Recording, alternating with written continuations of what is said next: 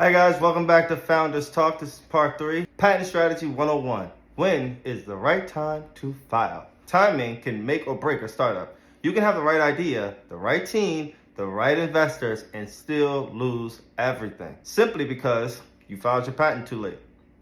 And I've seen it happen. A founder spends a year refining their prototype, launches it at a demo day, gets great press, and 3 months later discovers that a competitor filed a patent on nearly the exact same concept. When it comes to patent, it's not who thought of it first, it's who filed it first. Today, we'll talk about how to get that timing right, how to know when your idea is ready to file, and how to avoid filing too soon, and how to make sure you never lose your innovation to bad timing. First, let's talk about why timing matters. A patent is a race, and in the US and nearly everywhere else, it's a first to file system.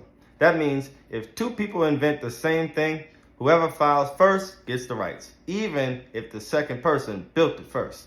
So, if you're developing something unique, you're not just competing in the market, you're competing in the patent office. But there's a balance. File too early, and you might spend money on something that changes every month. File too late, and you risk losing it entirely. So, the question is, should we patent? It's when. Let's talk about the startup lifecycle and IP milestones. Every startup goes through the same stages. 1, concept or idea phase. This is where you've identified a problem and a potential way to solve it. Second phase is your prototype or your MVP phase. You've built something that actually works. Congrats. Your third phase, your market testing phase. You're showing it to users, maybe even at demo day or investor meetings. Number 4, your fourth stage, you're launching your growth phase. You're selling, scaling, and iterating. Most founders wait until stage 3 or 4 to even think about patents. And by that point, you've likely disclosed too much. The sweet spot is between stage 2 and early stage 3. It's after you've proven your concept works, but before you start showing it to the world. That's when your idea is tangible enough to describe accurately, but still private enough to protect. All right, guys, let's talk about the provisional patent, your early safety net. Here's your best friend, the provisional patent application. Think of it as your early stage insurance policy. A quick, affordable way to claim your place in line. A provisional doesn't require formal claims or even an attorney to review every word. It's a simple filing that gives you a 1-year window to refine, fundraise, and test the market. It locks in your priority date, the date that the patent office recognizes you as the first to invent that concept. And once you file, you can use the phrase patent pending. That's credibility gold. Let me tell you a story. A wearable tech founder I work with filed a short provisional before launching their Kickstarter campaign. That one move meant that when their campaign video went viral, 400,000 views in a week, their technology was already protected. Without it, that same viral moment would have counted as a public disclosure and killed their global rights. So, if you're on the verge of pitching, demoing, or publishing, file first. Let's talk a little bit about when filing too early backfires. Now, let's be fair. Filing too early can be a problem too. If your invention is still a rough concept that changes weekly, an early filing might not cover the final product. Patents protect what's written in them. If your eventual product is different, you have to file again, or risk having a patent that no longer applies. Here's the rule of thumb. File once you can teach someone skilled in your field how to build it, but before you start telling the world that you did. Here's an example. A biotech startup I met filed on their first prototype. Then they pivoted to chemistry and they ended up with a patent that they protected their old formula, but not the new one. They had to spend another $20,000 filing again. So, don't file on every brainstorm, file on your first stable working version, the one that demonstrates real novelty. All right, guys, I want to talk to you a little bit about the 5 triggers that tell you when it's time to file. Founders always ask me, how do I know when it's time? Here are 5 clear signals. First, you can describe your invention in detail. You can explain how it works and not just what it does. Here's the second signal. You're about to disclose publicly. Demos, investor meetings, crowdfunding, pitch competitions.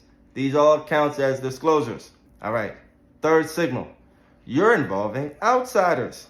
contractors, manufacturers, developers, anyone outside your founding team. Fourth signal, you've hit technical novelty. You solved the problem in a way you haven't seen before.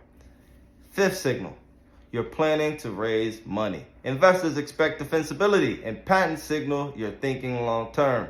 If any of these apply, you're in the green light to file. I want to talk to you a little bit about balancing budget and protection. I get it. Startup budgets are tight. You've got payroll, prototypes, marketing. So how do you afford to protect IP without breaking the bank? Here's a smart, staged approach. First, start with a focused provisional. Cover your main innovation, the thing competitors can't replicate easily. Second, refine over the next 12 months. Update your tech, gather user feedback, improve your invention. Third, file the full non-provisional once you've funded. That's when you formalize your claims and secure that 20 years of protection. Fourth, use the PCT system for global protection.